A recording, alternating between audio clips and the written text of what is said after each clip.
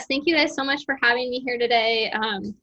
I really love talking about policy and psychology, and when I can talk about the intersection of those two topics, it's always fantastic. So really excited to share a little bit of my experience, both on the Hill and how I got there and kind of some of the work I did and what I'm working on now. I think my experience as a psychology trainee was that I didn't always have a lot of time. There wasn't a lot of resources devoted to teaching us about policy. And I think that's partially because we can be a little scared of it sometimes, partially because we're already way overworked and we have so much to do as it is. But it was something I kind of had to learn about more or less independently. And so I always think it's really important when there are opportunities to make sure we're integrating that into our work. And so that's what I want to talk a little bit about today. So just quick, what I wanted to review while we're on the phone, telling you a little bit about, like I said, my time on the Hill, what I worked on, how my skills came in handy, and then what I work on today, how I got to the job where I'm at, and what I do specifically, and then policy and practice. You know, I know not everyone wants to complete a postdoc and then immediately transition into a new career and leave the work that you trained to do for the last 5 or 6 or more years, but ways we can think about policy in psychology, in our practice, and in our research. So Beth kind of explained my background. If you know where she came from, you pretty much know where I came from. I stayed at UF through my postdoc fellowship. I did a year of clinical postdoc there. Like she said, I did focus somewhat on policy. I got my MPH. It was a dual degree program I participated in, and that focused on public health policy and social and behavioral public health things. And then I went to the AAAS/APA. I was an APA legislative fellow in the office of Michael Bennett. And so a little bit about the fellowship I got and was in for a year. It is technically an APA fellowship. So my title was with APA was the Jacqueline Goldman Congressional Fellow. I was funded through APA, and I was technically, I think, an APA contractor while I was on the Hill. But there's a lot of different member societies funding congressional fellows. And so we all kind of came together under this wider umbrella.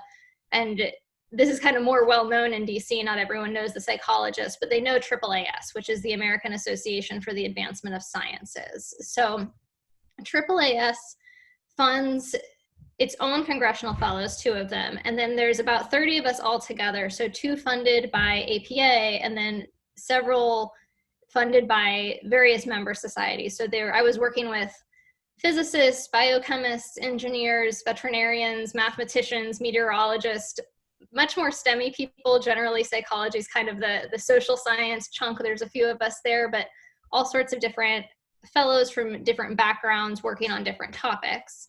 And AAAS also funds they support about 150 agency fellows as well. So it's a different program, but they're placed in federal agencies like NIH, DOJ, Department of State, DOD.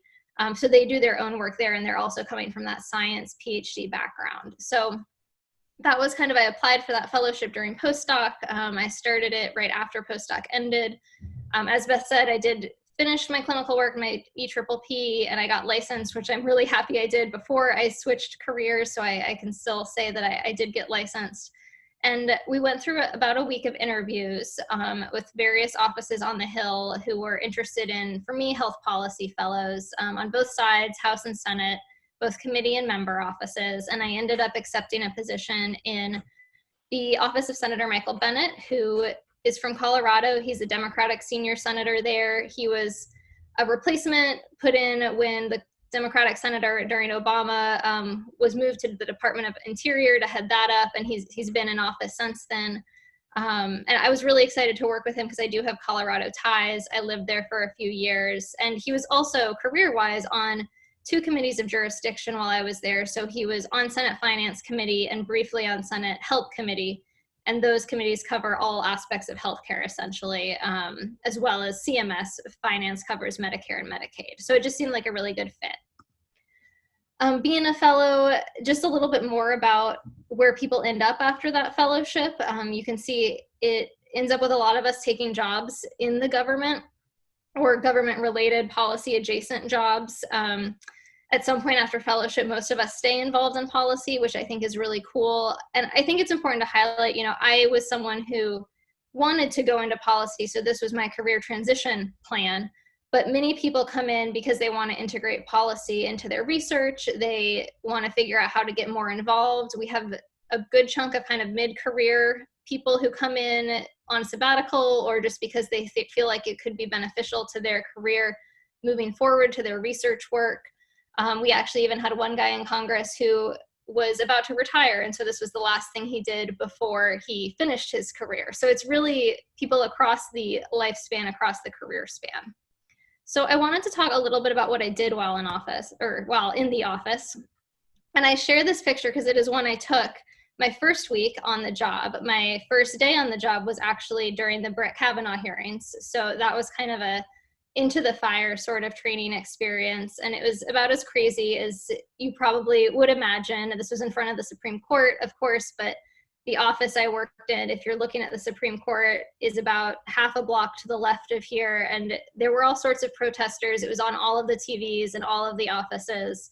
It was as big of a deal as you probably saw it as, not being in DC or not being on the Hill. And it was a very interesting experience to live through. And I share that because that is what the Hill is like sometimes. It is exactly like what you probably imagine. It's also not like this all the time. Sometimes it just feels like a very regular job where you're doing research and you do a lot of writing and you're meeting with a lot of constituents and stakeholders. And so you have these moments where you're in the media and you see what is on your TV and that's what you're living through, but it's also very much just day-to-day work, like the kind of work I think we all do in our jobs.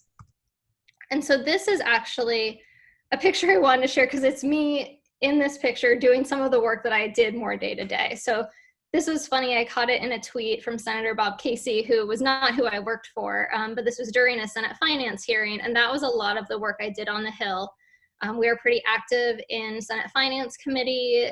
My boss was pretty heavily invested in kind of issues of healthcare transparency and coverage, and the year I was there, finance was really active. That was kind of the year of the drug pricing talks in DC, and so there was a lot of work to have hearings around drug pricing, to put together a drug pricing package that the committee passed that has still not gone through actual Congress and has not hit the floor, but maybe one day. And so this was kind of representative of the work I did there. We had a lot of different hearings. My boss was a no-show for this one, unfortunately, so you don't see him in this picture, but it was a lot of me and the woman on my left, who is his other healthcare staffer, preparing and doing a lot of research on these topic areas that would come up. So the year I was there, things like pharmacy benefit managers and, drug pricing and bringing the drug executives in. We also did random stuff like nursing home monitoring under CMS. Every year there's an appropriations process. And so Senate Finance, they bring in Alex Azar, who's head of HHS, to testify on the administration's budget. And so we would always do the research. We'd get up to speed sometimes on topics we didn't know a lot about. That's when my ability to kind of go into the literature and start to get up to speed on things really quickly, I think, prepares us well for something like that. We drafted very long memos for my boss because he had to get up to speed even more quickly than we did on these topics typically. We monitored what was going on in hearings. So that's what I'm kind of doing right now, is just paying attention so he knows if he does come in. I think he came in kind of later in this hearing, what has happened and what questions have come up. And we also draft the questions that you see often being asked, when they're questioning the witnesses. A big part of our job was making sure he had a list of questions put together so he could come in and feel like he was ready to go. So that was a lot of work on the Senate Finance Committee. And then this is kind of more what you might expect is the legislative side of things. So these are headlines from a few press releases that went out the year I was in the office. You can see it spans a variety of different topics. These are bills I worked on, and again, this comes in handy, my research background, because a lot of this was going into the literature and trying to figure out, what programs exist that we should put into a bill, especially going back to programs in Colorado that maybe we could elevate. That was always a big priority. And I think one thing I didn't realize as much is how much back and forth there would be in terms of negotiations, even on the smallest bills. So it wasn't just you develop a bill, you put it into text, you introduce it. It was you develop an idea, you get office sign off in DC, And then once the DC office feels good about it, then we go back to the state and we talk to stakeholders, we talk to organizations there, we talk to the state office. So Michael had a state office and several state offices as well. We kind of had to get clearance from. And then on the bigger bill, so Medicare X on here was Michael Bennett's public option bill, and a lot of Democrats have introduced their own version of this. And that's often where you get national organizations involved. So we talked to several different think tanks, Brookings, researchers who are doing work in economics and public option research. We talked to former Obama staffers, and so you have lots of meetings about what they think and what they would do to improve different aspects of each kind of policy you're talking about. So it's a lot of back and forth, and I think what I really realized was that my clinical skills came in handy here, especially when things tended to get contentious, because it's a lot of negotiation, a lot of compromise, a lot of talking to people who sometimes really don't like you. And it was really fun, and I think clinical psychology is really poised to do this well, because unlike other academics, we spend so much time talking to people, sometimes who are very unhappy or don't necessarily want to be in the room with us.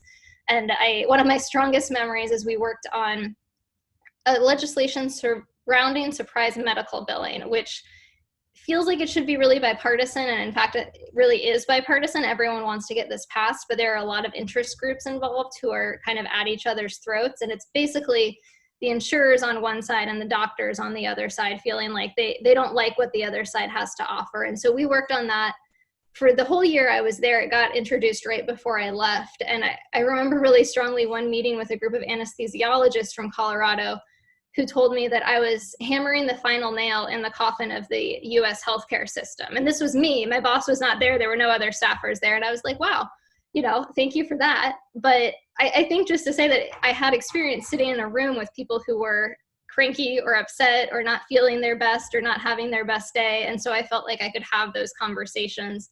And that was really a lot of what I did. And that surprised me a little bit, but I think it was really important and really beneficial that I had that training that I did going into these situations.